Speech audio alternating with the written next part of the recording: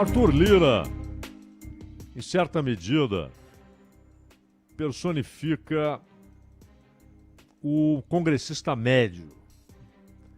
Aquele que não tem grandes ideias, não porta bandeiras históricas, não é um defensor incondicional disso ou daquilo, mas tem voto, e não só voto em Alagoas, para ser eleito deputado, mas dentro do parlamento, tanto que conseguiu chegar à presidência da Câmara. Mas chegou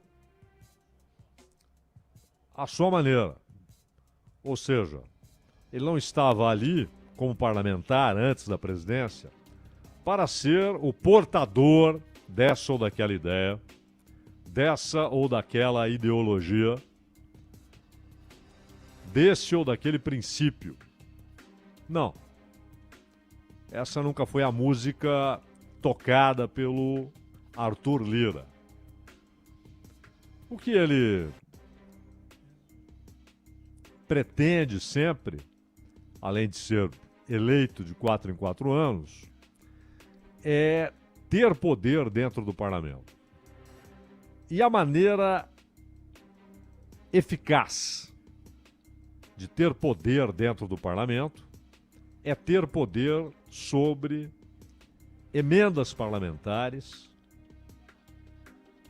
é ter poder para influenciar o executivo e, claro, ter poder para brecar ou fazer avançar votações.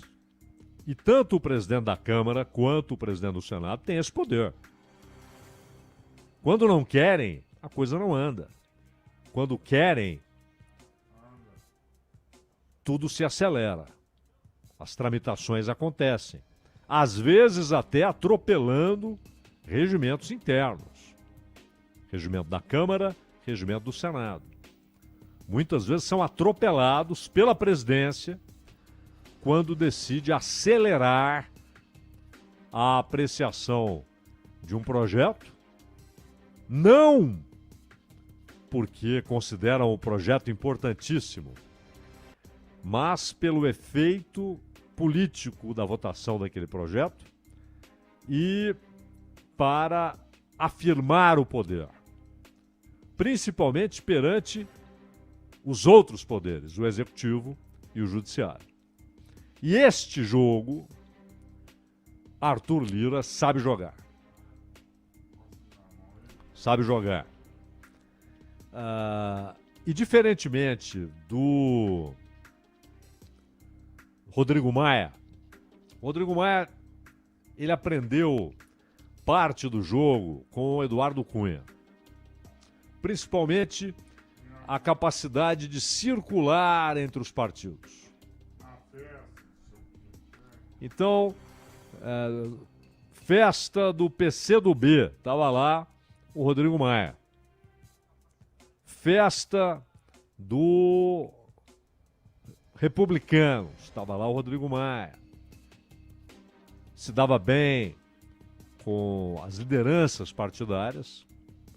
E essas lideranças partidárias são essenciais para a manutenção do poder interno do presidente da casa. O Rodrigo Maia também não era um portador de ideias.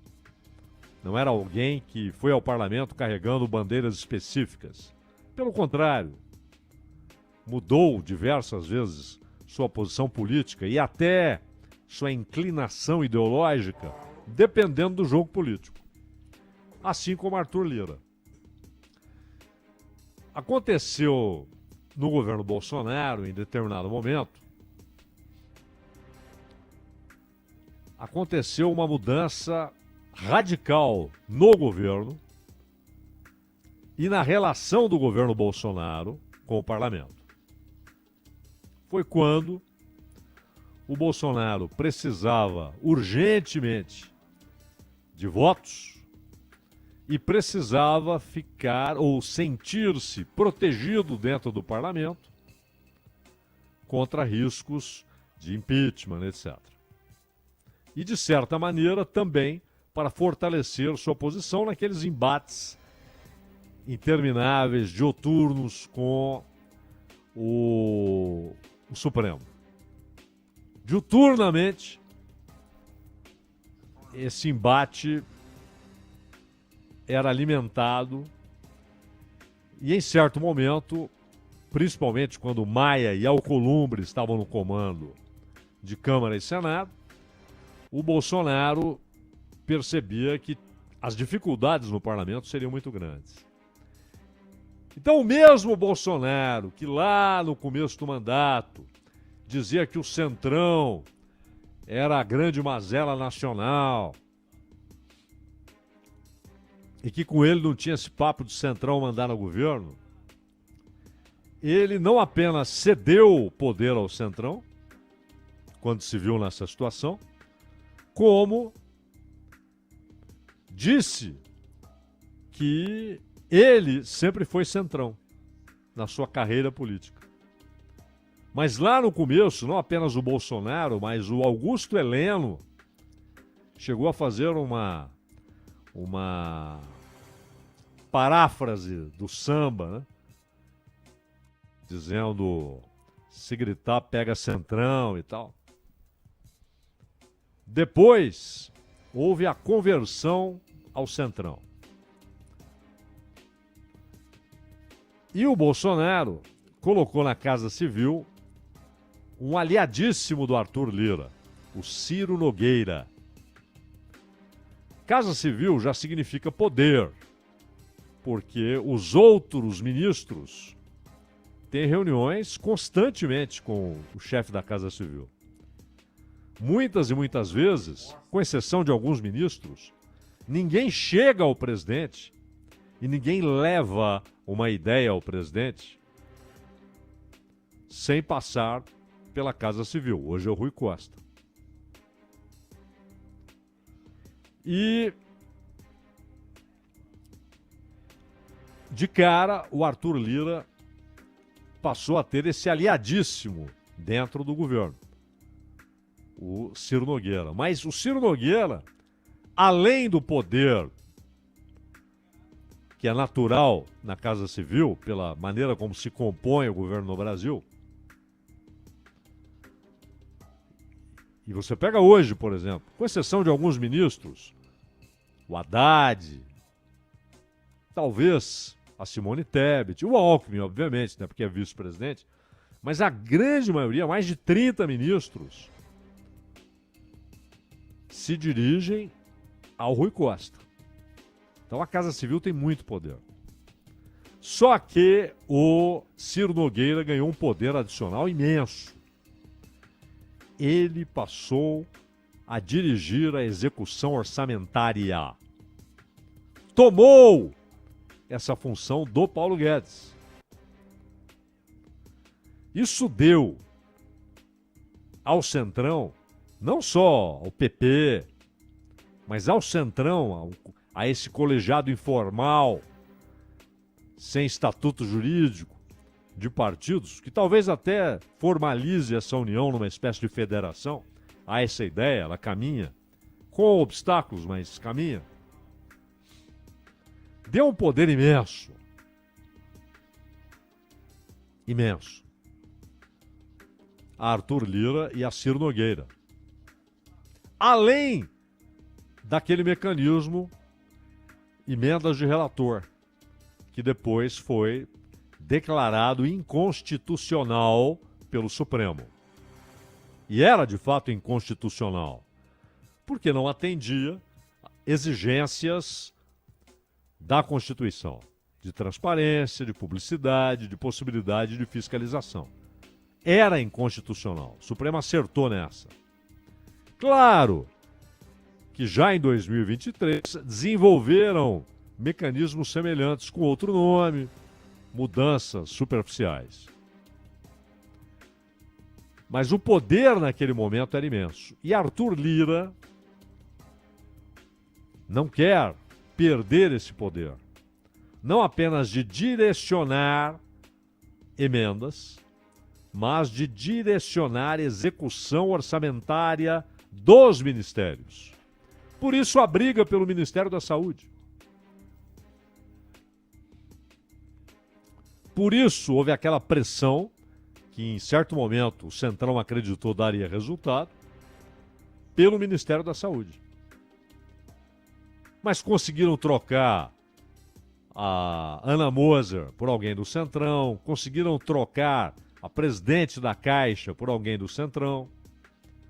E a Caixa é muito cobiçada. Aliás, parênteses,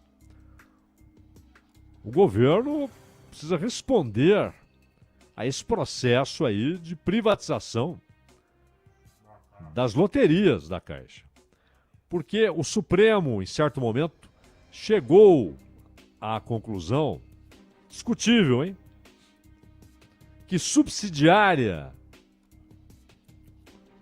quando privatizada, isso não depende, não demanda, não exige concordância do Congresso. Então, se você fala em privatizar a Petrobras, sim, tem de passar pelo Congresso, é óbvio. Em privatizar a Caixa, tem de passar pelo Congresso. Mas as subsidiárias, não. Então, os caras fazem a privatização a conta-gotas. Privatizam subsidiárias. Mas o Arthur Lira não está satisfeito com as respostas que vêm do governo, as suas demandas crescentes. Várias foram atendidas. Então, quando dizem que o Lira está enfurecido porque demitiram, exoneraram o primo dele, que era supervisor do INCRA em Alagoas, claro que isso acrescentou furor, ira aos sentimentos do Lira em relação ao governo. Mas não é a causa primordial. Longe disso. Isso veio, inclusive, depois daquela reação pública dele, atacando o Alexandre Padilha, que é o ministro das Relações Institucionais. Só que ele ataca o Padilha porque não quer atacar diretamente o presidente. Até porque quem negocia mais hoje com o parlamento é o Rui Costa, que já tem muitas atribuições, mas é quem está na prática conversando com o parlamento, inclusive com o Lira. E o Lira decidiu também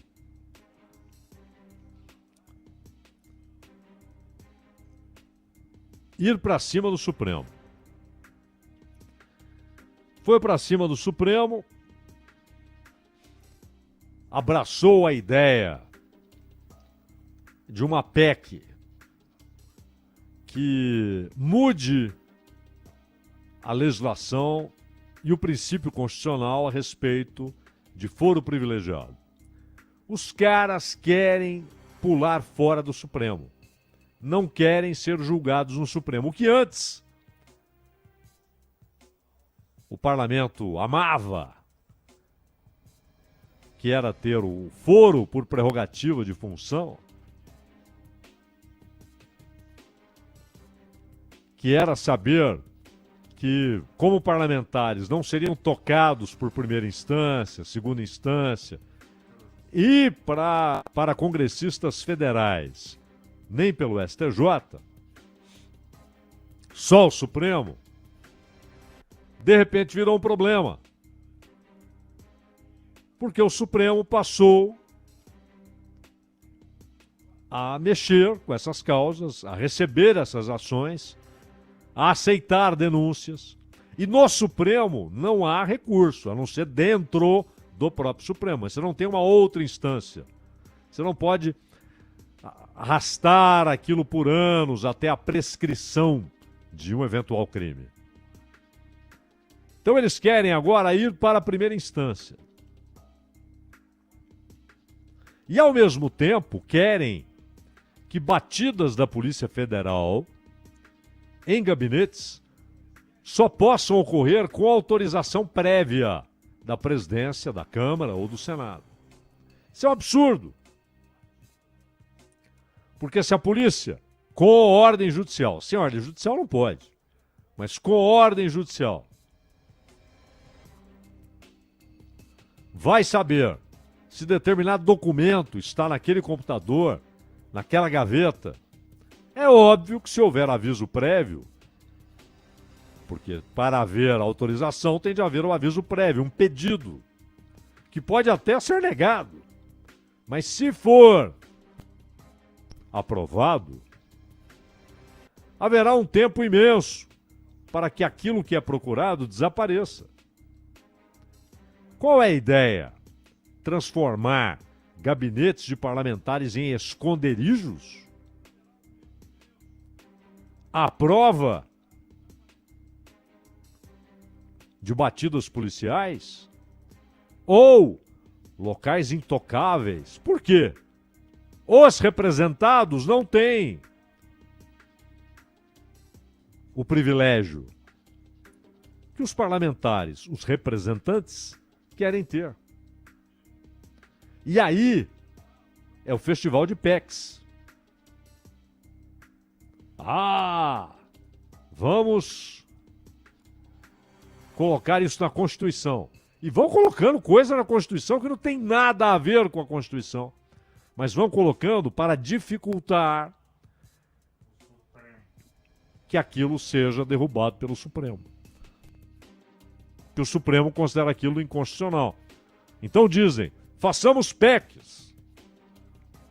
E aí vira parte da Constituição.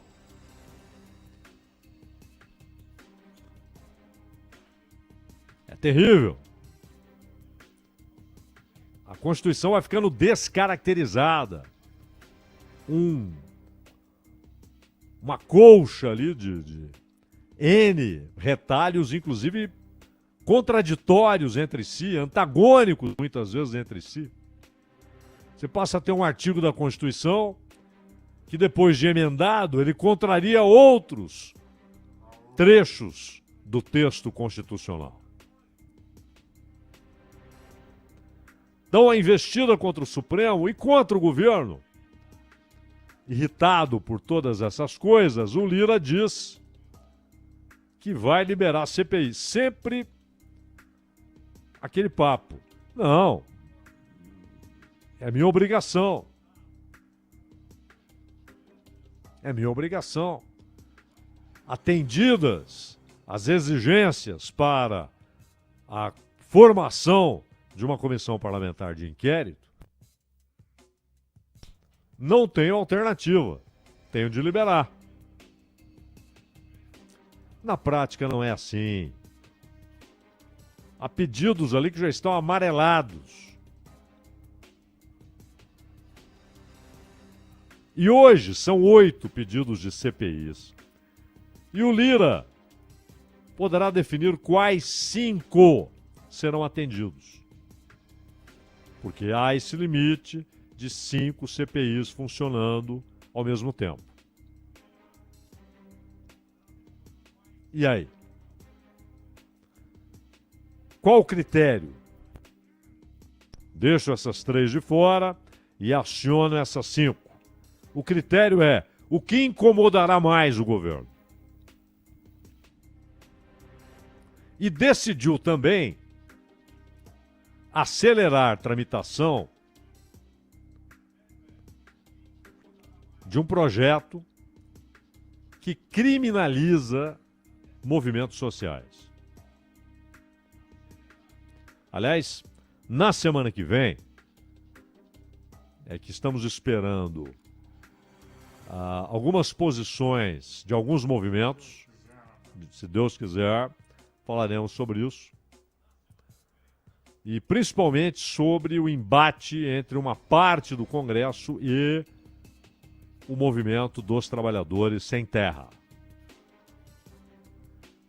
É que é preciso esperar a conclusão de alguns fatos e as posições oficiais para que a gente mergulhe nesse assunto. Então, o que chama a atenção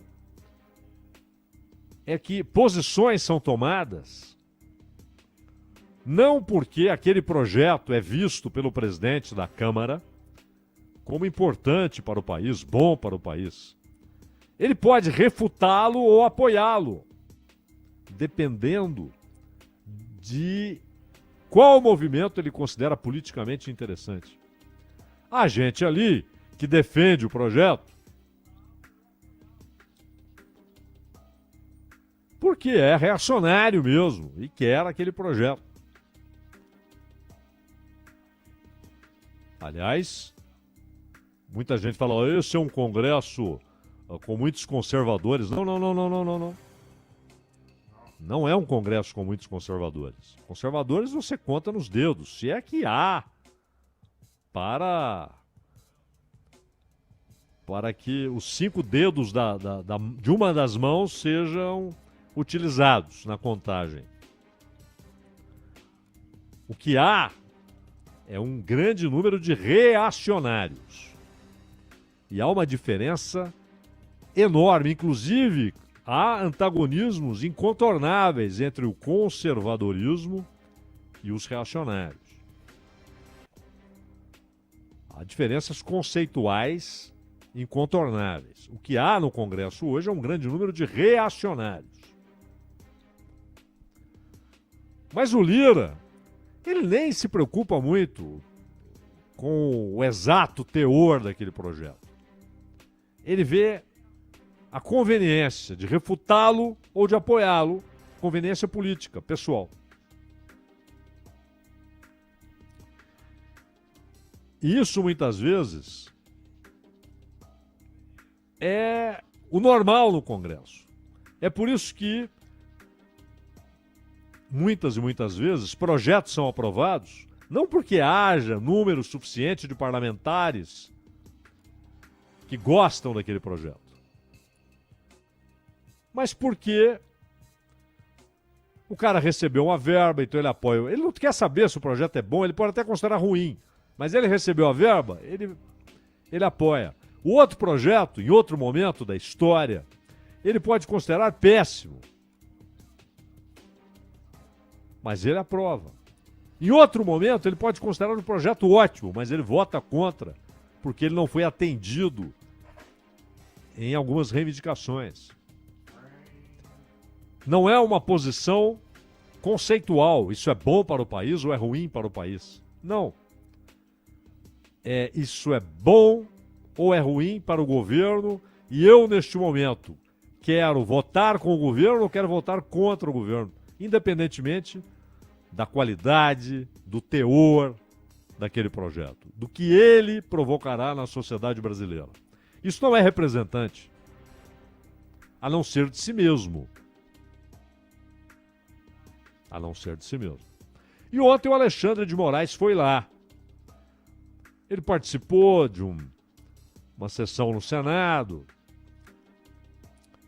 referência a aquilo que deve ser votado com relação ao novo Código Civil, falou da importância disso, falou da importância de o parlamento se debruçar sobre os desafios provocados pela internet, pelas redes sociais, mas conversou ali com o Pacheco publicamente, às vezes cochichos, né? Mas não houve uma reunião dos dois no gabinete do Pacheco. Com o Lira, não. A prosa foi pessoal. E o Lira disse que ficou muito satisfeito com a conversa. Muito mais do que ele esperava quando soube da visita. Ficou muito satisfeito. Então isso pode levar o Lira a segurar a parte da investida que atinge o Supremo Tribunal Federal. Mas não a parte da investida contra o Poder Executivo. E na semana que vem, muitas dessas posições serão esclarecidas. Inclusive, se haverá de fato essa enxurrada de comissões parlamentares de inquérito. Esses fatos é que vão indicar se algumas respostas esperadas pelo Lira foram dadas. Danilo Gobato. Lembrando